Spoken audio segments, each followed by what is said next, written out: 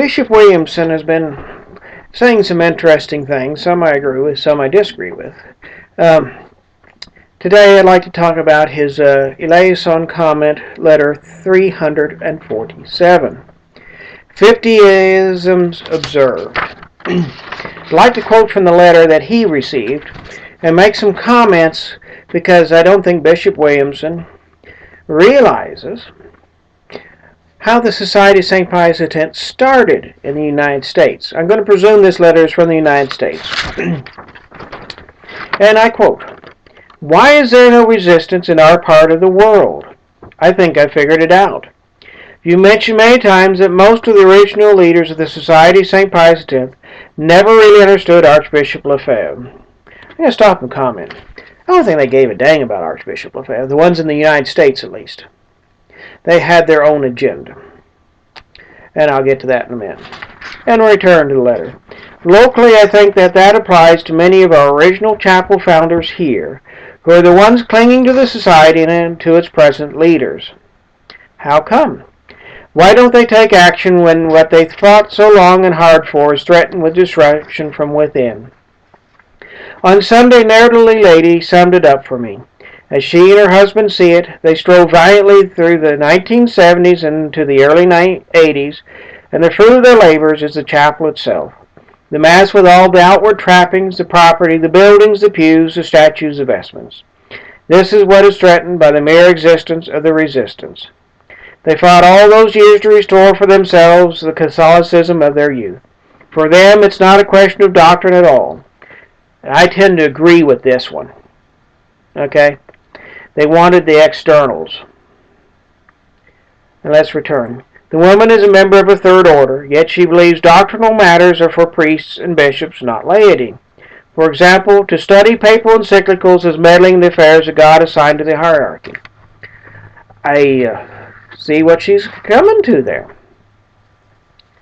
And she goes on. You can look it up online. And this is the problem. First of all, I'm going to return to something here. I think that applies to many of the original chapel founders here. My friends, we noticed something way back in the, in the very late 1970s. Okay, Society of St. Pius X came in. Now, I don't know the very, very early history, but we know that Father Anthony Ward came in and found the seminary at Armada, Michigan, St. Joseph's House, which I eventually end up in. Father Kelly came to New York, Long Island, and he set up shop there. He was soon joined by Father Donald Sanborn. In between time, Father Hector Boldick was ordained, and he took an assignment at Armada. And that's where we come on the scene. We had a priest, Father William F. Daly, who we no longer wish to come in for some very serious reasons, which are not worth reporting here, because he's long dead. In any case, he had connected us up with the society. He said, "This is a Catholic seminary, you should support it."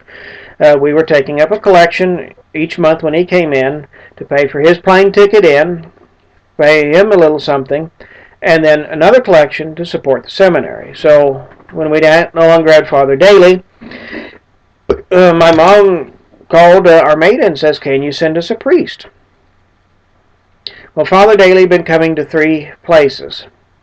Oklahoma City first, then Houston, Texas, with Gary Giffray and his group, and thirdly, a small group in Dallas, Texas, through relatives they had in Oklahoma City. Okay, they came up to our Mass in Oklahoma City, and they asked Father Daly. He eventually was going in, for Sundays, he'd hit all 3, Houston, Dallas, Oklahoma City, once a month. So Father Ward sent Father Boldick down. So Father Boldick came to Oklahoma City. I think Houston contacted him about the same time independently, and Dallas was, boom, right on the list. So next thing you know, he's coming out during the week, and he's in weekends, I think, still at Armada. Well, soon he expanded out. because from Oklahoma City he got Springfield, Missouri. His relatives of another family lived up there. And from Dallas, whatever, he branched out. Next thing you know, he had to tell Father Ward, I'm too dang busy. He bases in Houston, the biggest group, and works from there. Well, before Father Boldy came on the scene, and even Father Daly, Father James Dunphy was going through the area. Now, my mom did a lot of the contact work for all these people, and so we knew the people in Springfield, Dallas, St. Louis,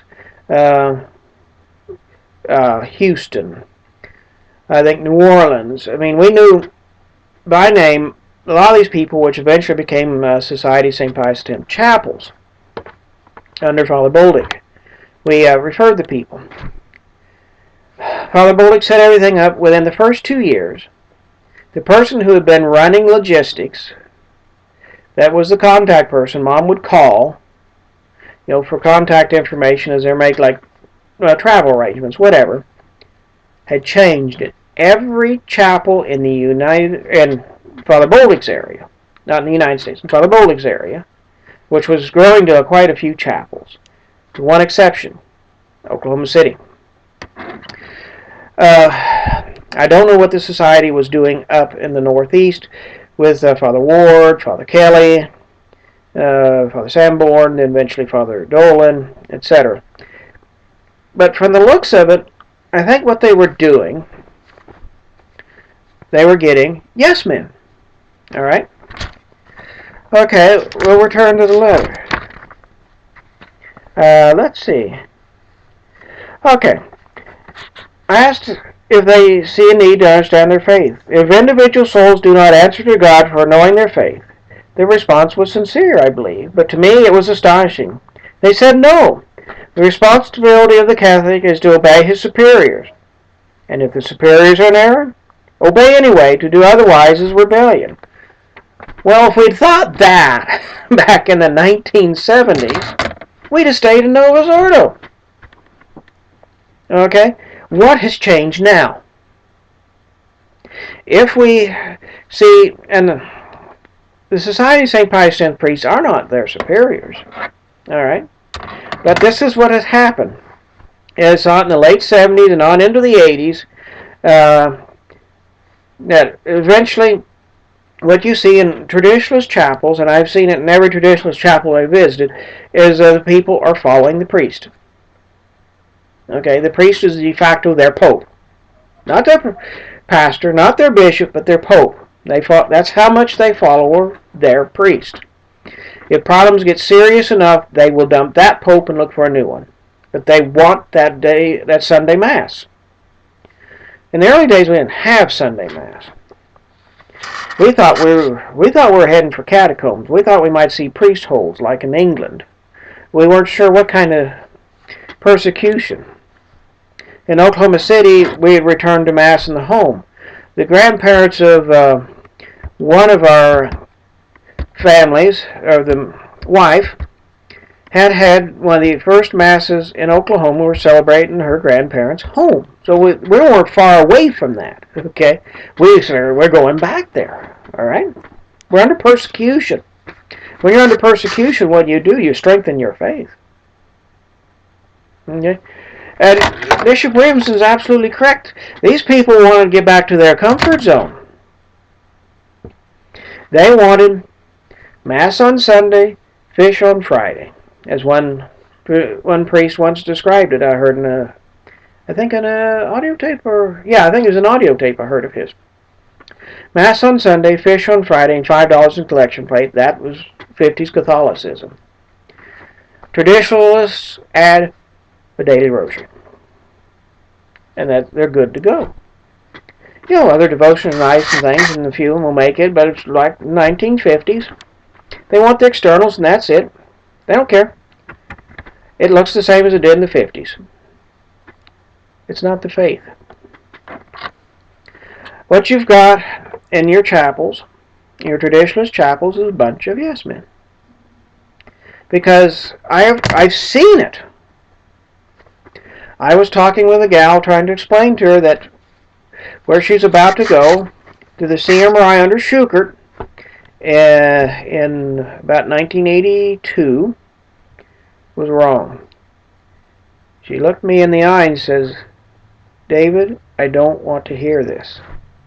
I can't hear this.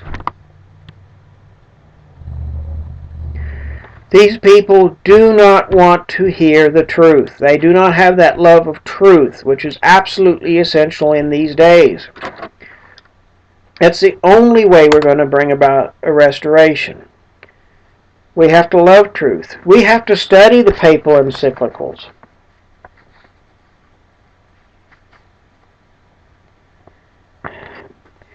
And I think this resistance in the SSPX is a good thing to this one extent. Now, a few people are starting to have to think things out.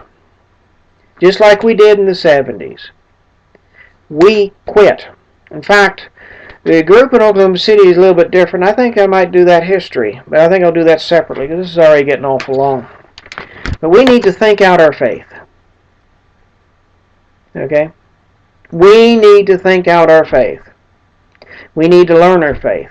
We need to apply it. And when we apply it, we'll find out that George Bergoglio is not Pope Francis. We will find out that we need to have a papal election, and indeed was conducted on July 16, 1990. We will find all these things out. We've got to ask the hard questions. And we need good, hard answers. That's why I have Fish Eater Friday, so you can ask light and hard questions. Because in studying this, you're going to have questions. If you don't have questions, you aren't studying them hard enough. And so, let us study and learn our faith. God bless you all.